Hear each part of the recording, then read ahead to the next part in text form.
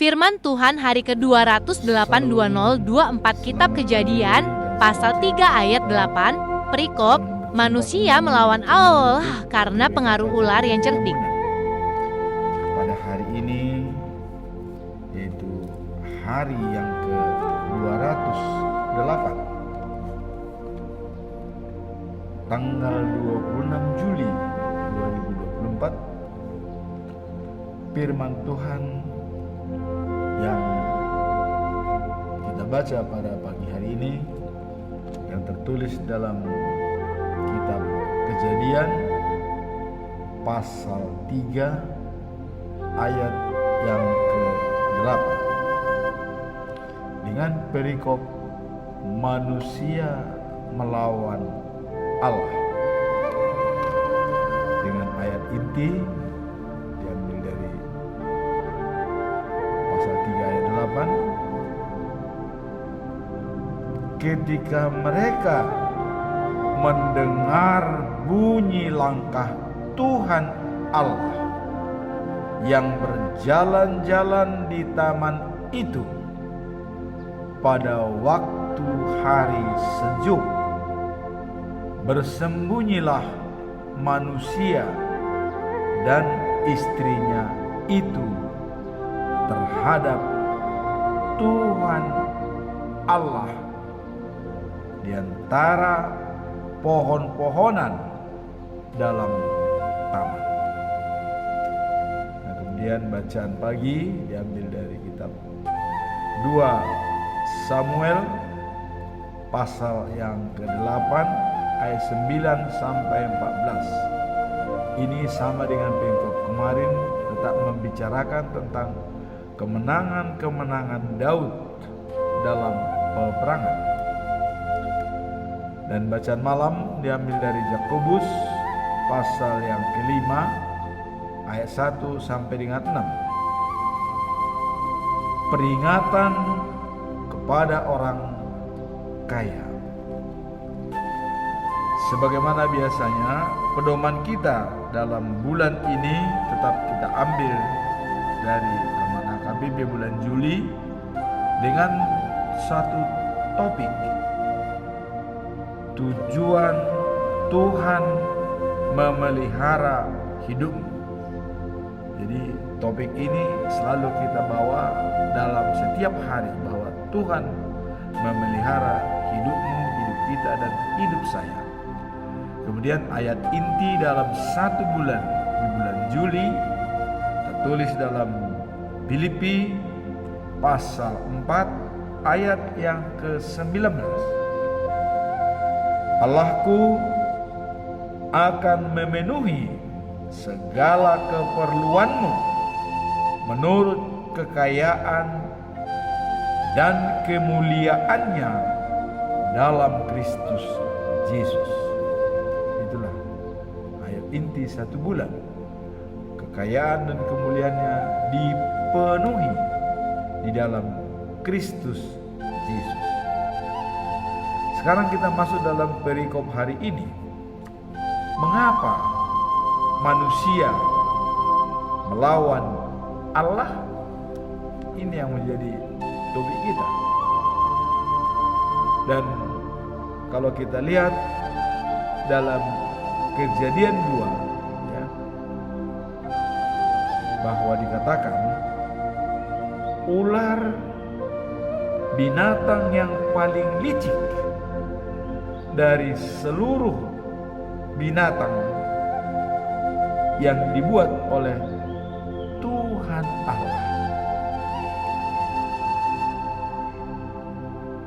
Dalam hal ini, ular kelihatan ada kepedulian pada manusia. Tuhan Allah membuat suatu aturan pada manusia pertama. Jadi waktu manusia diciptakan oleh Tuhan, ditempatkan di Taman Eden, dan dibuatlah suatu kebijakan atau aturan, ya, bahwa segala buah-buahan boleh kau makan dari taman ini, kecuali buah dari pohon yang ada di tengah-tengah taman Eden ini. Pohon yang memberi pengetahuan tentang yang baik dan yang jahat, itu tidak boleh kau makan. Inilah peraturan yang dibuat oleh Tuhan Allah kepada manusia pertama, yaitu Adam. Nah, kemudian dalam perjalanan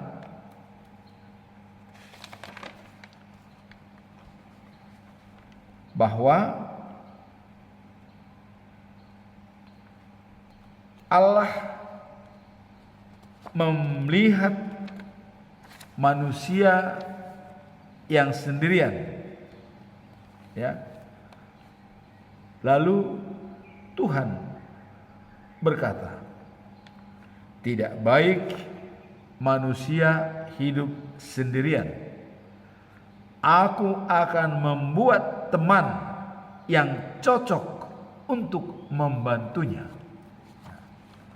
Jadi dalam hal ini Tuhan melihat karena Adam sendirian di Taman Eden, Tuhan harus menciptakan teman yang cocok pada dia. Nah, maka pada waktu itu Tuhan mengambil sedikit tanah, dan membentuknya segala macam binatang darat dan binatang udara. Semua dibawa Allah kepada manusia itu. Jadi dibawa oleh Tuhan Allah kepada manusia yang pertama itu untuk melihat mana dan memberi nama kepada binatang-binatang tersebut. Diberikan nama dari masing-masing, dibawa kepada Adam untuk diberikan nama daripada masing-masing binatang.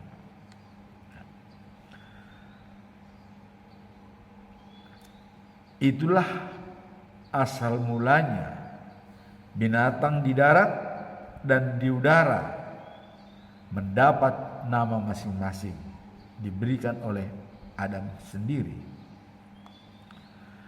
Nah, setelah diberikan nama oleh Adam kepada binatang tersebut, tetapi Adam melihat, loh kok satu pun di antara mereka yang bisa menjadi teman yang cocok untuk membantu saya. Tidak ada satu pun. Sudah dilihat oleh Adam, tidak ada yang cocok untuk membantu saya. Tadinya Tuhan berencana supaya bisa membantu Adam, pada kenyataannya tidak cocok. Jadi semua binatang itu tidak layak untuk menjadi temannya Adam sebagai pembantunya. Nah, kemudian lalu setelah ini dilihat oleh Allah, Allah membuat manusia itu tidur nyenyak. Jadi Tuhan merencanakan, karena Adam tadi tidak mau binatang-binatang itu menemani dia sebagai teman dia yang cocok, maka Allah membuat Adam tertidur nyenyak. Karena ada rencana di balik itu. Setelah Adam tidur nyenyak, maka dicabutlah satu tulang rusuk dari Adam, diambil. Baru ditutup kembali dengan daging.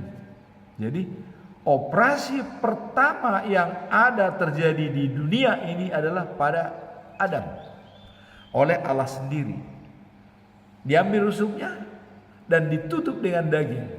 Itulah operasi yang pertama diselenggarakan di dunia ini kepada Adam. Pada waktu Adam selagi tidur, Nah, kemudian rusuk itu dibentuk sebagai seorang perempuan. Jadi ya, seorang perempuan dibentuk oleh Allah dan dibawa kepada Adam, perempuan itu. Wah, ini Adam melihat dan berkata ya, bahwa manusia itu bagi Adam cocok. Nah, inilah orang yang sama dengan aku, kata Adam.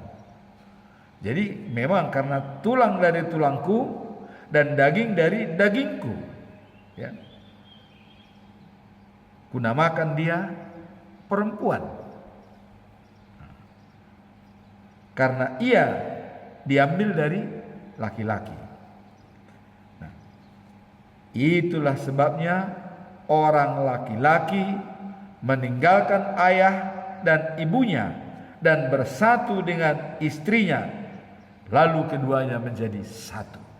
Inilah filosofi dasar awal, bahwa si pihak perempuan meninggalkan ayah ibunya, laki-laki meninggalkan ayah ibunya, dan mereka menjadi satu kesatuan.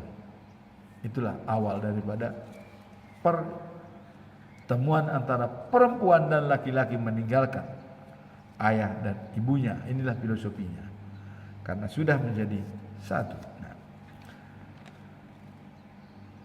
laki-laki perempuan itu masih telanjang, ya.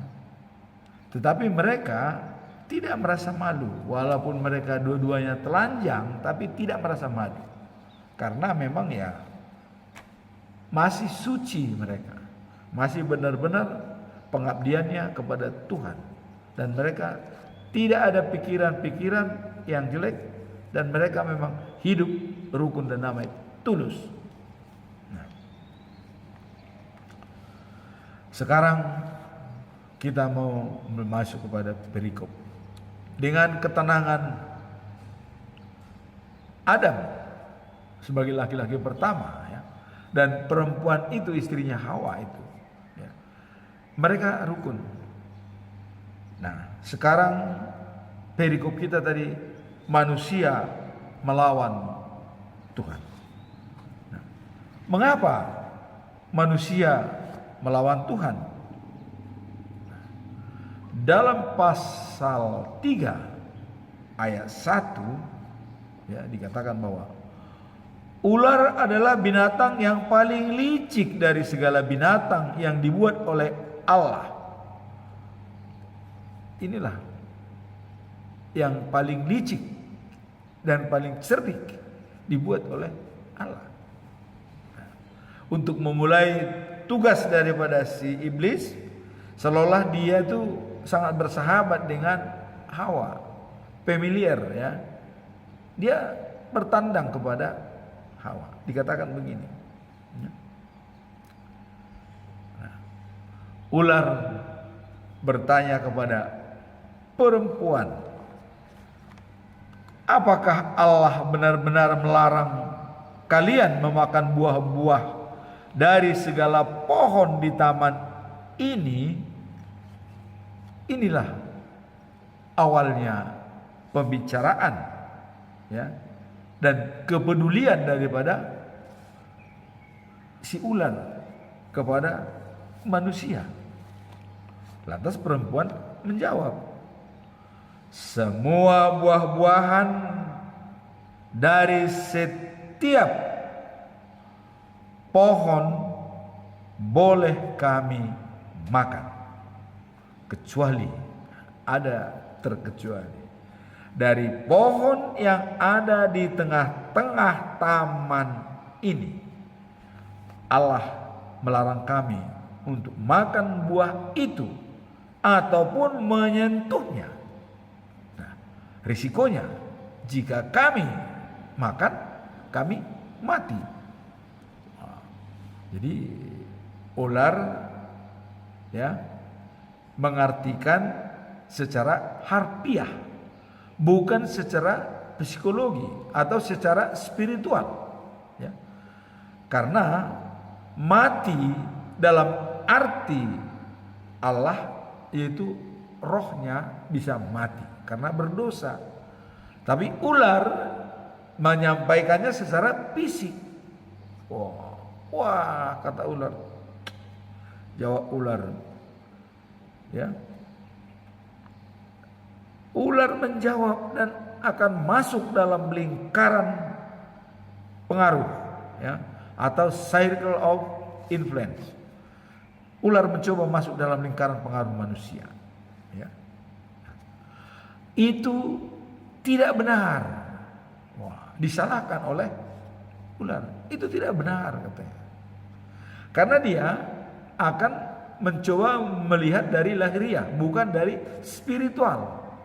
Kalau Allah berbicara masalah spiritual, mati di sana adalah secara spiritual. Tapi ular lahiriah. Nah, makan buah mana mungkin mati? Kira-kira begitu. Cara fisik memang tidak mati, tapi secara spiritual Tuhan mengatakan mati. Matinya di Tuhan tidak sama dengan matinya pada ular, pada iblis, ya.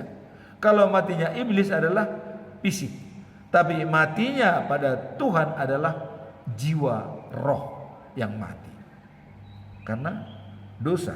Nah, jadi ular mengatakan tidak benar, katanya.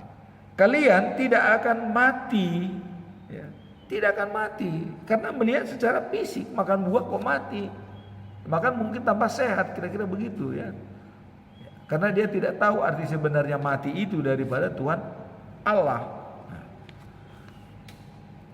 Nah, kemudian Allah mengatakan itu. Wah, ini dia berdalih memakai nama Allah, ya, karena dia tahu memang mereka tidak akan mati, tapi ular itu sudah tahu kalau dia mati secara rohani, ya. Dia tahu. Maka dia bilang Allah mengatakan itu karena dia tahu.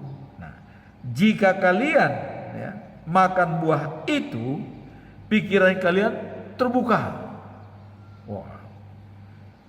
Kalian akan menjadi seperti Allah. Jadi dengan terbuka sama seperti Allah, ya. Dan mengetahui apa yang baik dan apa yang jahat. Jadi ini memang langsung to the point dia mengatakan.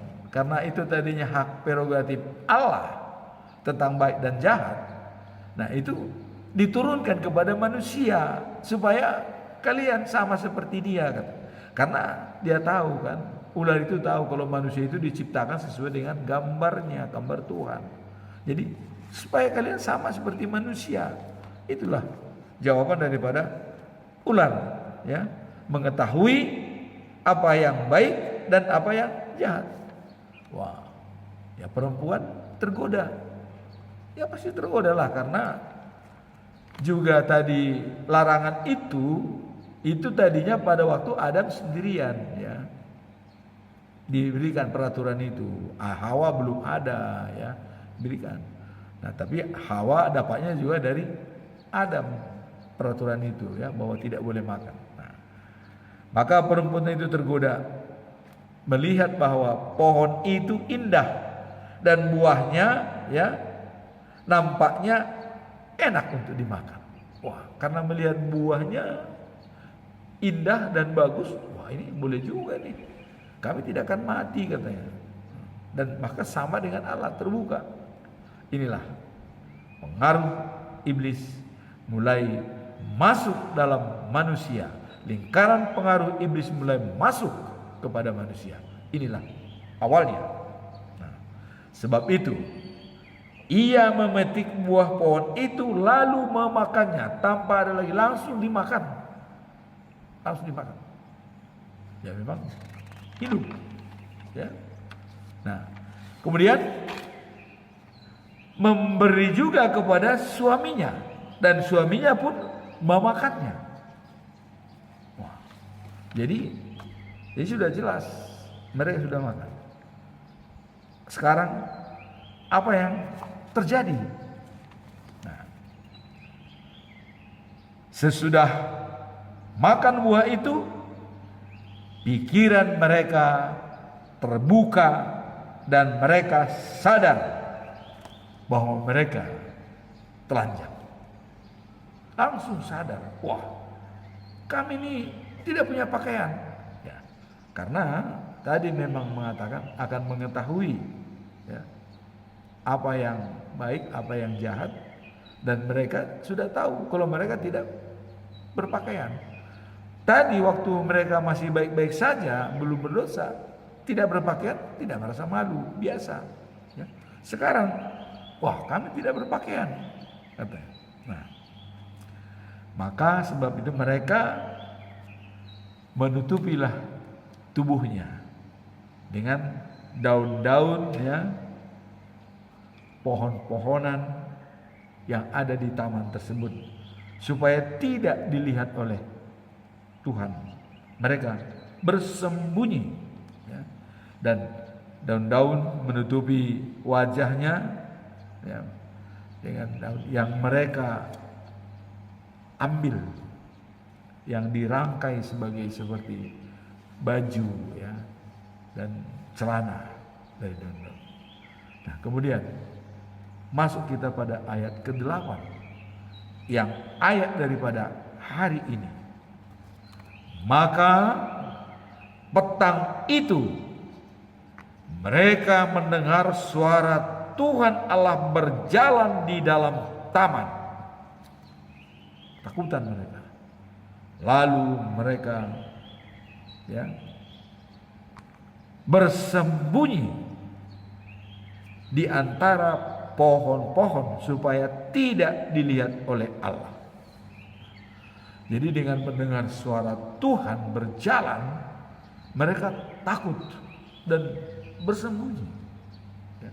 Nah, itulah gambaran daripada manusia melawan Tuhan akibat daripada pengaruh setan, pengaruh iblis, ular yang cerdik. Dia tahu ya, memang mereka tidak mati secara fisik, tapi sudah mati secara rohani. Maka dikatakan bahwa tetapi Tuhan Allah berseru kepada laki-laki itu, di mana kau Adam? Ini lanjutan.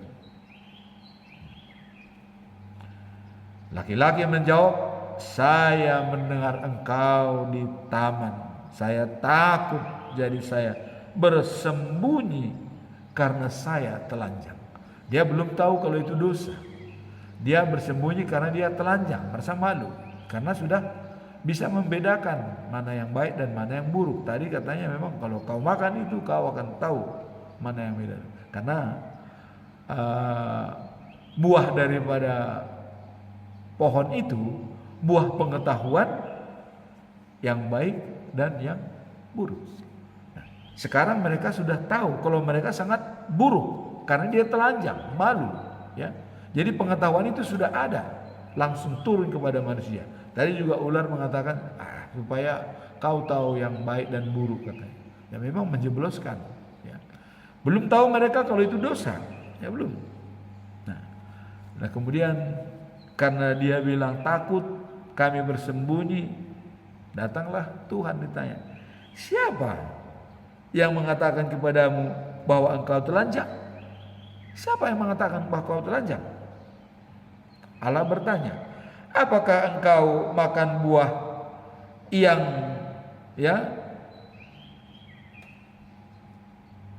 kukatakan jangan makan? Apakah engkau makan buah yang kularang? Nah, ini pertanyaan dari Tuhan kepada Adam. Laki-laki itu menjawab, dia because of, karena dia tidak mengambil buah, dia menerima dari istrinya Hawa. Perempuan yang kau berikan untuk menemani saya telah memberi buah itu pada saya, lalu saya memakannya. Jadi dia mulai sedikit membela diri. Artinya benar, perempuan yang kau berikan itu kepada saya, yang memberi saya lalu saya makan. Jadi dia mau mencoba melepas tanggung jawab. Ya, karena memang dalam pembelaan semua orang harus bertanggung jawab atas tindakannya, dan kalau bisa membela, adakan pembelaan. Dia membela diri, Adam, ya. Nah, kemudian Tuhan Allah bertanya pada perempuan itu, "Mengapa kau makan?" Nah, disinilah jawaban yang jujur dari seorang perempuan mengatakan apa adanya. Kejujuran Hawa menyampaikan kepada Tuhan ini patut kita hormati. Apa dikatakan? Saya ditipu ular, ya, sehingga saya makan buah itu. Jadi saya kena tipu, Tuhan. Jadi kalau sudah begitu memang, jadi sudah ada pembelaan dari masing-masing. Kalau Adam, ya, bahwa perempuan itu yang memberikan kepadaku, yang kau ciptakan itu sebagai teman saya, teman hidup saya, dia yang memberi. Perempuan ditanya, "Mengapa kau makan?" "Saya kena tipu, Tuhan," katanya. Dia terus terang, Hawa terus terang mengatakan, "Saya kena tipu." Memang itulah kecerdikan daripada iblis. Tapi itu lebih bagus memang dia mengatakan dia tertipu daripada dia berkehendak sendiri. Karena dia tertipu, dibohongin oleh ular, ya. Nah, hanya mereka tidak komit dengan janji yang sudah dibuat oleh Tuhan. Nah, manusia melawan Allah karena tertipu oleh ular atau iblis, ya.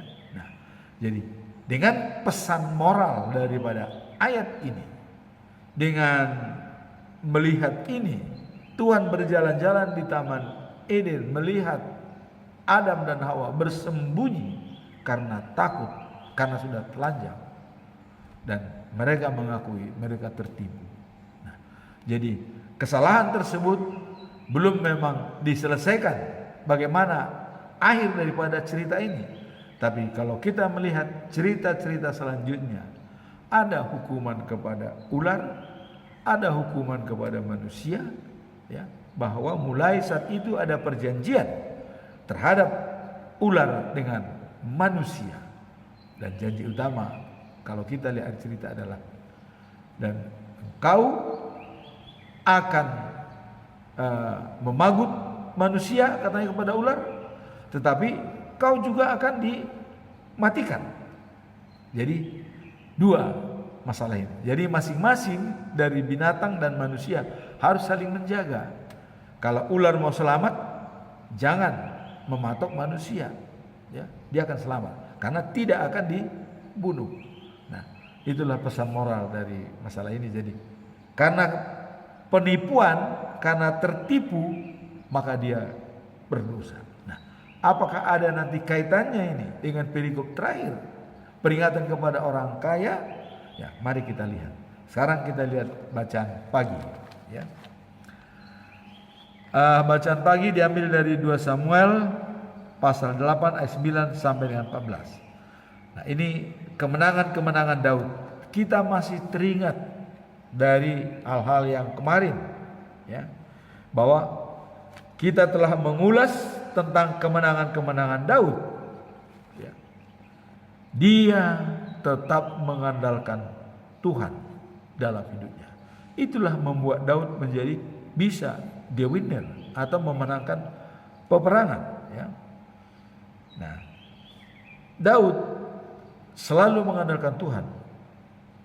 Kita baca dalam kitab Mazmur pasal 20 ayat 7 sampai 8. Nah, dikatakan, musuh mengandalkan kereta dan kuda.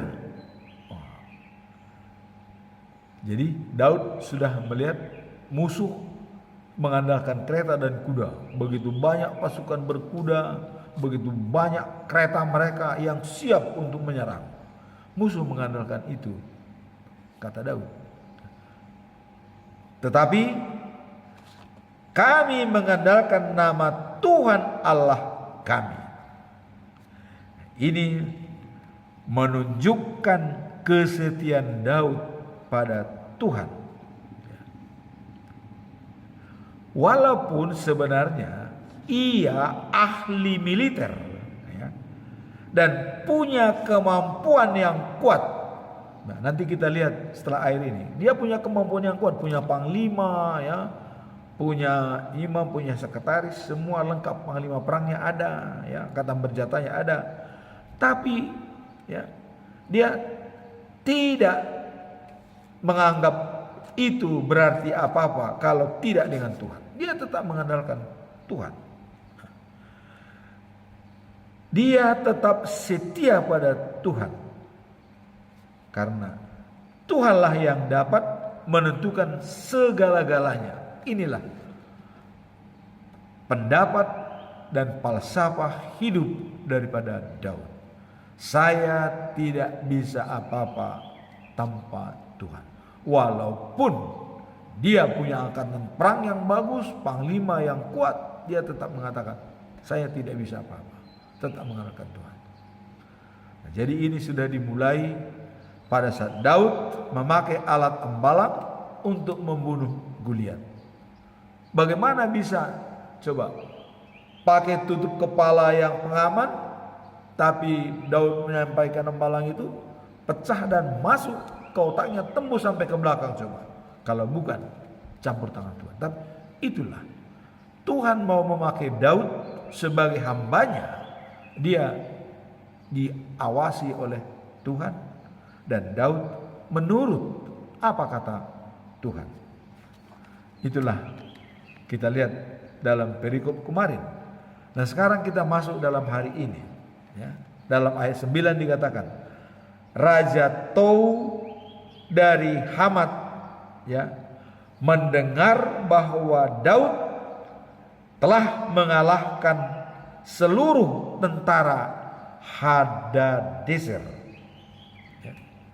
Jadi Raja Tou ini, ya, memang dia bermusuhan dengan Raja Hadadezer.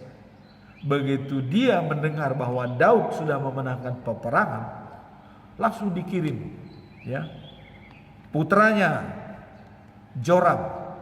Dia mengutus putranya Joram kepada Daud, ya, untuk mengucapkan terima kasih dan selamat atas kemenangan itu. Kenapa dia mengatakan selamat? Karena Hadadezer sudah sering berperang dengan Tou, ya. Dan Joram datang kepada Daud dengan membawa banyak emas, perak, dan perunggu, dibawa kepada Daud. Nah, kemudian apakah emas, perak, perunggu tersebut dipakai Daud untuk memperkaya diri? Tidak. Ya. Banyak orang raja begitu dia mendapatkan emas, dia memperkaya diri. Bahkan tidak mendapatkan, dia berusaha serakah. Seperti Raja Ahab, yaitu terkenal dengan membunuh Nabot, pemilik kebun anggur. Ingin hartanya. Isabel membuat skenario, ya. Dusta dia ciptakan sehingga Nabot mati. Nah, ini Raja Daud tidak mau dia. Dia semua yang diserahkan, yang dibawa oleh Joram dari Toa, Raja Toa, ya, bahwa emas, perunggu, perak, ya, Daud mempersembahkan semua hadiah itu kepada Tuhan untuk dipergunakan dalam acara ibadat. Jadi semua emas, perak, perunggu dipergunakan untuk acara ibadat. Artinya membantu orang miskin, ya, melayani para imam sebagai bekal daripada imam untuk berkhotbah dan segala macam, untuk keperluan ibadat semua. Bukan keperluan keluarganya, anak-anaknya tidak, ya. Keperluan Tuhan dipakai. Nah, kemudian juga barang-barang yang dirampas dari Raja Hadadezer itu juga dipakai, ya, untuk ke rumah Tuhan. Jadi dia sudah memenangkan Raja Hadadezer, ya, dan bangsa-bangsa yang dikalahkannya yaitu Edom, Moab, Amon, Palestina dan Amalek. Jadi ada 6 bangsa yang dikalahkan dan rajanya Hadadezer, ya. Nah, sehingga dengan demikian nama Daud semakin termasyhur. Nah, dan dia berhasil membunuh serdadu daripada mereka, ya, 18.000 orang Edom di lembah Asin. Kita tahu orang Edom ini siapa, keturunan siapa Edom, ya. Kita masih ingat bahwa Esau berada di Edom, ya. Cuma mereka menyembah berhala. Maka Tuhan mengatakan, usir mereka, perangi mereka, rampas hartanya, dan semua apa yang dimiliki mereka menjadi milikmu. Karena mereka salah langkah, bukan menghormati Tuhan, tapi menyembah berhala, dewa-dewa. Maka bangsa Israel menyerang semua kota-kota itu, dan Daud berhasil mengalahkan Edom, Moab, Amon, Palestina dan Amalek. Dan 18.000 orang tentara Edom di lembah Asin dibunuh oleh Daud. Nah, kemudian Daud, karena dia juga mengatakan bahwa dalam hidupku sepanjang masa berada di rumah Tuhan, ia mendirikan perkemahan-perkemahan militer di seluruh Edom. Jadi di seluruh Edom didirikanlah perkemahan-perkemahan militer, ya, didirikan. Dan orang-orang Edom itu takluk kepadanya. Jadi semua orang Edom sudah takluk, tidak ada lagi yang bisa melawan. Kemudian Tuhan memberikan kemenangan kepada Daud dimanapun ia berperang. Jadi setiap Daud berperang selalu menang, setiap berperang selalu menang, karena Tuhan sudah merawatnya, ya, dengan baiknya rencana dalam pikiran Daud bahwa dia tetap bersatu dengan Tuhan.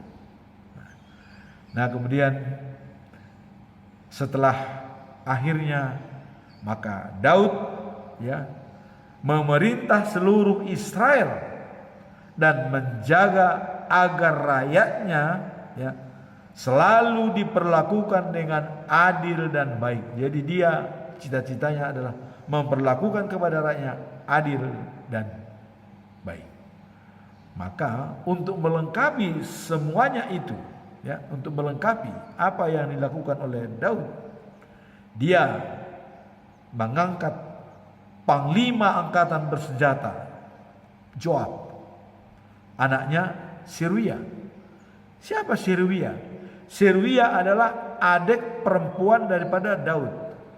Jadi Joab anak kedua dari Seruia. Seruia punya anak 3, ya, Abisai, Joab, Ahasel. Dan semua itu adalah berenya Daud. Maka Daud mempercayakan kepada Joab sebagai panglima angkatan bersenjata di dalam pemerintahan Daud. Nah, kemudian sekretaris istana itu Josafat. Tapi Josafat bukan anaknya Salom, Josafat anaknya Ahilud, ya, beda. Nah, kemudian imam-imam itu Zadok anaknya Ahitub, ya. Kemudian Abimelek, ya, anaknya Abiatar. Nah, sekretaris negara Seraya. Kemudian kepala pengawal itu Benaya dan Joyada. Dan imam-imam istana diangkatlah putra-putranya. Itulah sekilas kita melihat kemenangan-kemenangan Daud dan alhasil daripada pembentukan pemerintahannya. Dan kemenangan Daud itu adalah ditentukan karena gigihnya dia mengatakan bahwa Tuhanlah yang benteng pertahanan dia. Tadi dikatakan mereka punya kereta dan kuda untuk berperang, tetapi kami selalu mengandalkan nama Tuhan Allah kami yang kami sembah itu. Itu sebabnya mereka selalu mendapat kemenangan.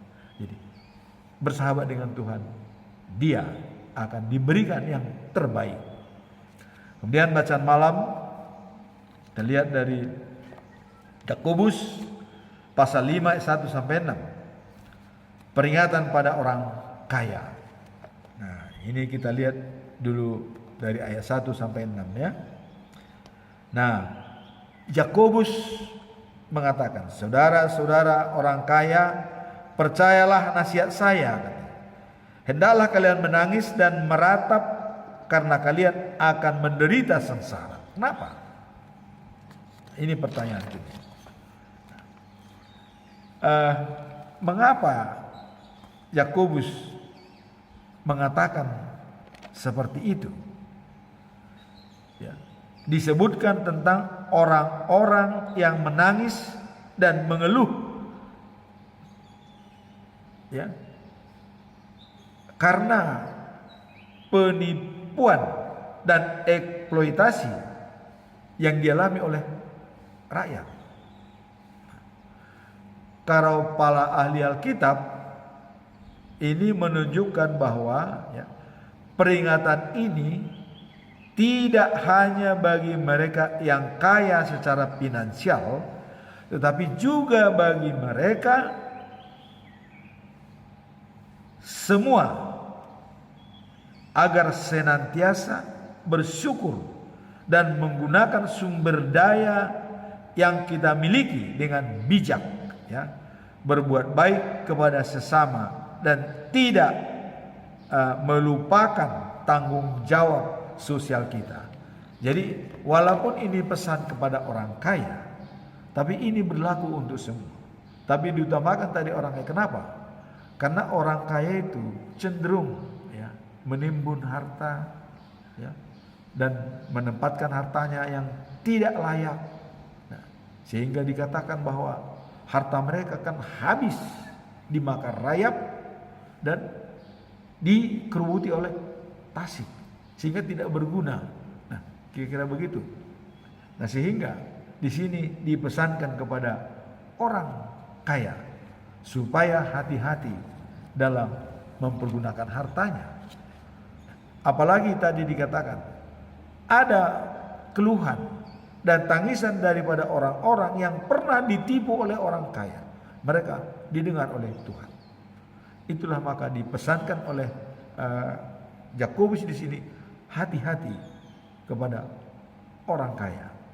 Nah, dari dalam Yakobus 5 ayat 1 dikatakan, hai kamu yang kaya, ya, menangislah dan merataplah atas kesengsaraan yang akan datang atasmu. Jadi diingatkan, hai orang kaya, menangislah atas kesengsaraan yang akan datang padamu.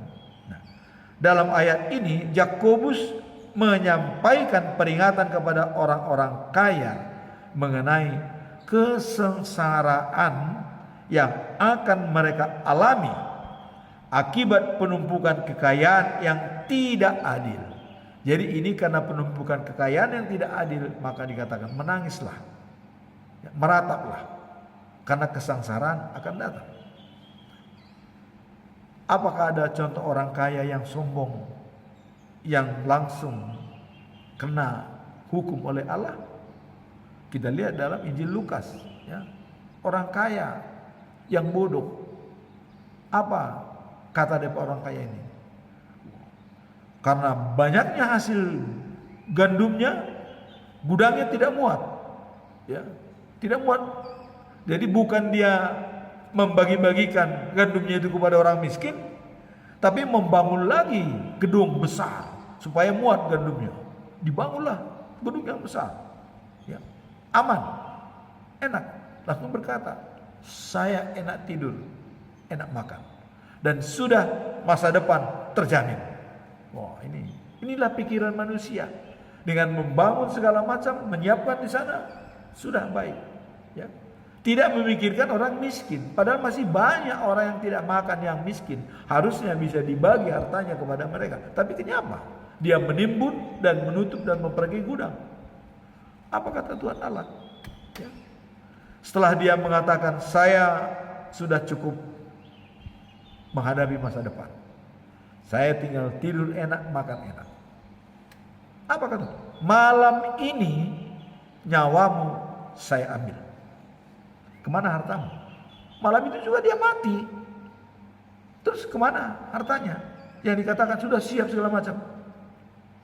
Inilah kata Amsal dalam Amsal 22 ayat 3. Orang bijak tahu datangnya bahaya, tapi orang bodoh tutup mata dan mati. Inilah orang bodoh, orang kaya yang bodoh, dia tutup mata dan mati. Coba kalau dia bijak, wah, saya tidak bisa menjamin kalau besok saya masih hidup. Nah, maka saya harus berbuat amal pada hari ini. Maka harta saya ini saya bagikan kepada orang. Kita lihat Sakeus, ya, dia sangat berkeinginan menemui Yesus. Dia memanjat kepada suatu pohon, ya, ada katanya pohon gala-gala atau pohon, tapi suatu pohon dia manjat. Dan katanya pohon itu masih ada sampai sekarang di Yerusalem. Dia manjat. Yesus datang, turun Sakeus, saya akan masuk ke rumahmu. Sakeus turun, dia langsung kabur ke rumahnya, menunggu di pintu. Datanglah Yesus. Datang Yesus ke rumahnya, disapa oleh Sakeus. Dia membuat statement dalam pikiran dia, separuh dari harta saya berikan kepada orang miskin. Kemudian, saya pemungut cukai. Siapa yang pernah saya tipu, saya akan memberikan 4 kali lipat. Wah, bukan main. Apa yang terjadi? Yesus mengatakan, Sakeus dan keluargamu semua diselamatkan. Selamat dia. Jadi ini orang kaya, ini adalah pesan Yakobus. Hati-hati kepada orang kaya. Apalagi Anda sedang menipu atau menjolimi orang-orang yang kalian kerjakan, dia akan menangis di negara. Nah, maka peringatan ini, ya, memperlihatkan bahwa kekayaan yang diperoleh dengan cara yang salah dapat membawa kepada konsekuensi yang serius, baik bagi dirinya sendiri maupun bagi orang-orang yang mereka eksploitasi. Jadi ada konsekuensi kepada orang dan mereka. Orang-orang lain menderita, mengeluh. Bagi dia akan dituntut pertanggungjawaban oleh Allah setelah life after life. Inilah peringatan daripada Yakobus kepada orang-orang kaya. Nah, kemudian penting untuk dicatat. Apa yang perlu kita catat dari masalah ini? Bahwa pesan ini bukan hanya ditujukan kepada mereka yang kaya. Jadi ini bukan hanya pada mereka orang kaya secara materi, ya. Nah, tetapi juga bagi siapa saja yang memiliki kekuatan dan sumber daya. Jadi bukan hanya orang kaya. Orang yang punya kuasa juga punya sumber daya, yang suka melecehkan orang, yang suka mempekerjakan orang yang tidak benar, tidak juga. Atau bersaksi dusta. Seperti peristiwa Ahab, diciptakan dusta supaya orang dihukum mati, ya.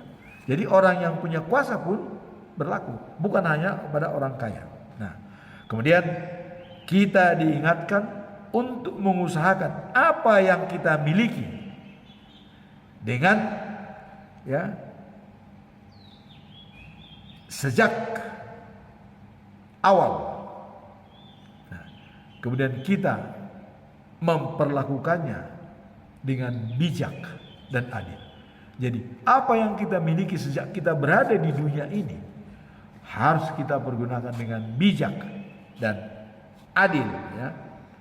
Nah, kemudian memperhatikan kebutuhan orang lain dan tidak terjebak dalam keserakahan yang dapat merugikan orang lain.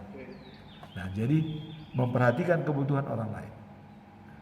Kalau di dalam Amsal dikatakan bahwa memberikan, ya, bantuan kepada orang miskin itu sama dengan membuat piutang kepada Allah. Jadi sama dengan kita meminjamkan sesuatu kepada Allah. kalau kita membantu orang miskin. Jadi kita akan mendapatkannya yaitu di surga. Nah, maka dikatakan tadi bijak dan adil. Nah, kemudian memiliki ya dengan suatu kebijakan dan keadilan terhadap orang-orang ya yang dapat membutuhkan bantuan daripada kita. Maka ada dikatakan adalah manusia transisi, manusia transformasi adalah apabila ya, kalau kita tidak bisa membantu orang lain, minimum tidak menyusahkannya. Tapi kadang-kadang sering terjadi membantu tidak, menyusahkan iya. Nah, inilah dikatakan manusia transformasi, transisi adalah kalau kita tidak bisa membantu orang lain, minimum tidak menyusahkannya. Dan kita selalu ingat dalam Matius 7 ayat 12, perlakukanlah apa yang hendak kau inginkan diperbuat oleh orang lain padamu, perbuatlah seperti itu. Itulah hukum tabur tuai.